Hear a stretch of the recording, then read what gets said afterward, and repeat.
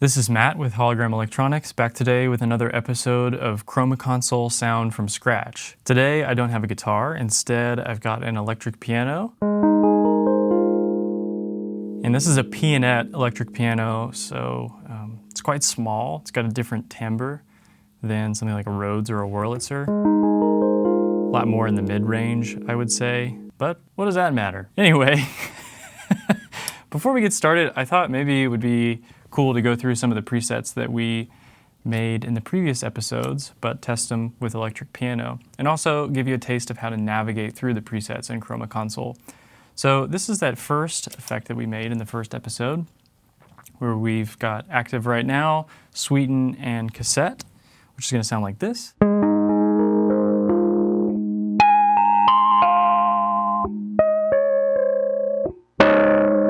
You can hear the dynamics in the saturation and compression with those two effects.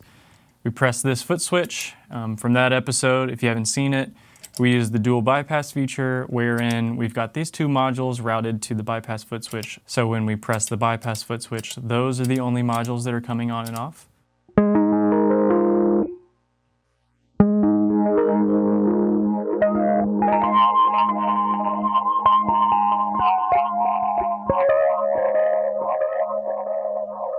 Very nice. All right, so to enter the preset browser, we're going to press and hold the right foot switch. And the LEDs here and the LEDs here are going to communicate to us where we're at in the preset navigation. So if this LED is illuminated, we are in bank A. If this LED is illuminated, we are in bank B, bank C, and bank D. Now, you can quickly jump to the different banks and scroll through the presets using the bottom amount knobs here. So I'm scrolling through presets 1 through 20 in bank A, 1 through 20 in bank B, so on and so forth. So that's a faster way to navigate, but you can also use the foot switches to increment and decrement. So that first preset was saved in bank A, slot 1. The next preset, the one that we made with swell, pitch, space, and interference, is located in bank A, preset 4.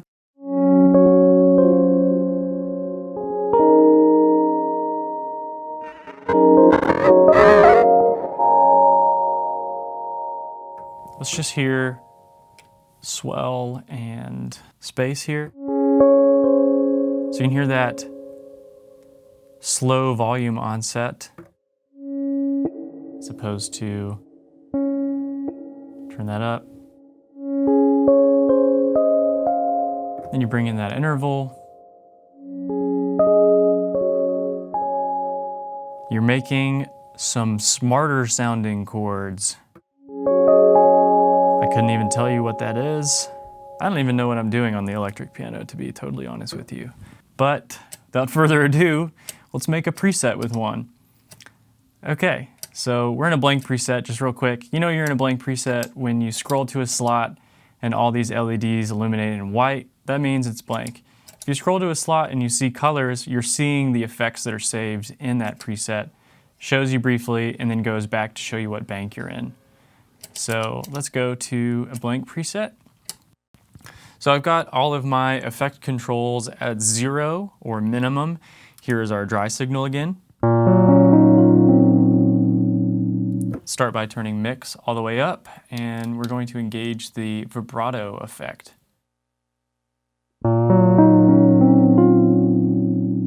Rate, obviously adjust the rate of the vibrato. Amount controls the depth of the vibrato.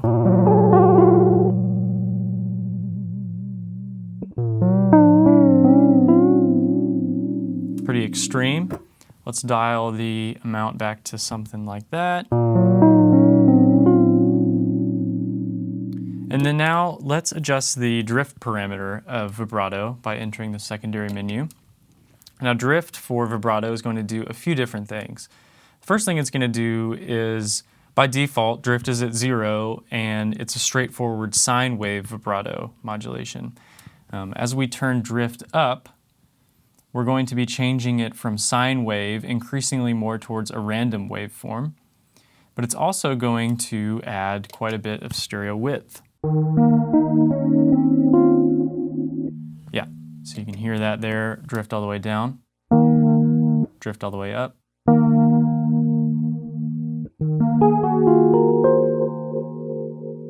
And then when we back mix off, especially when drift is on, we'll have a really nice chorus sound. Can adjust the amount and the rate some more. A little bit too extreme, I think.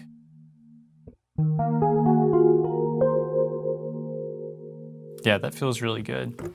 But let's just turn mix back up. We're going for more of a vibrato effect in this sound. Okay, let's hear what that sounds like with reverb. Pretty classic combo, I feel.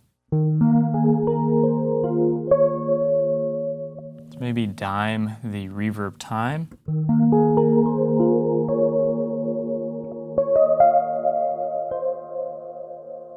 And then drift for space is also going to add some pitch modulation to the reverb tail.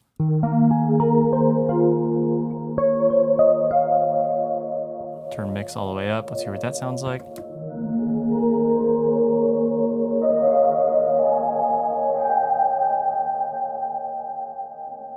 I'm going to drop mix to maybe something like that. Yeah, that's really nice. Okay, let's enter effect setup. We're going to do a few things here. All right, so there's our module order. Character is going into movement, is going into diffusion, and then into texture. But before we reorder the effects, we're going to use the filter control today. And you have the ability in effect setup to decide what type of filter you're going to be using. So by default, it's tilt. To the left is low pass, and to the right is high pass. I'm going to use low pass. And once you let it time out, it returns to the effects module order. So at this point, I'm going to tap in my combo. I'm not going to be using the character block today, I don't think, so I'm just going to go ahead and tap that. And then I want to be using vibrato next. But I want to run the filter into the reverb rather than the reverb into the filter. So I'm going to select texture because the filter effect is in the texture module, and then reverb is going to be last in my chain.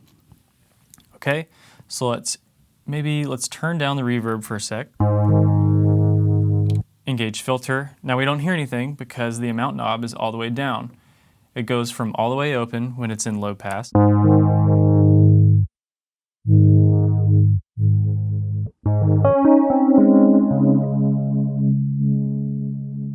And then let's maybe turn up the reverb.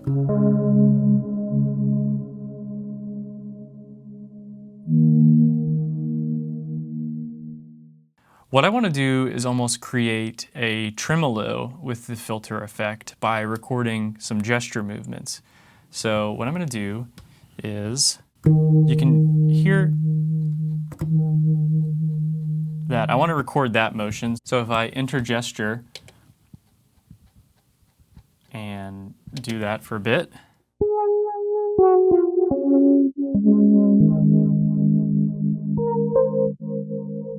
Now let's bring the reverb back in, and I think this patch is done.